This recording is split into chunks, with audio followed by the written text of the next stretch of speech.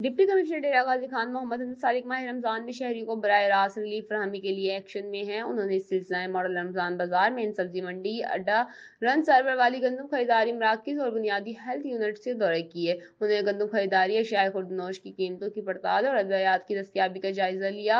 Assistant commissioner Naveel Ahmed Memon, secretary market committee Ali Abbas Khosa और दीगर अफसरान भी उनके हमरा थे।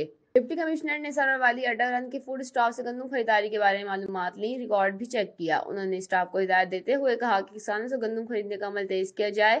गंदम खरीदारी अमल में मिडिल मैन की इजारादारी खत्म कर दी गई है। किसान फसल महकमा फूड को फरोख्त करे और नकद मुआवजा वसूल करे। खरीदारी मराकज पर किसानों को बेहतरीन सहूलियात दे रहे हैं, उनसे गंदम का एक एक दाना खरीदा जाएगा। उन्होंने कहा कि आला मयार को बरकरार रखने के लिए गोश्त की क्वालिटी को वक्तन फवक्तन चेक किया जाए। डिप्टी कमिश्नर ने मेन सब्जी मंडी सरवर वाली का दौरा किया, फल और सब्जियों की कीमतों का इत्दाल में रखने के बारे में हिदायत भी दी। हमजा सालिक ने इस मौका पर गुफ्तगू करते हुए कहा कि माह रमजान में ताजी मुनाफा कम करके शहरियों को रिलीफ दें, फल और सब्जी की तलब और रसद को बाकायदा मॉनिटर किया जाए।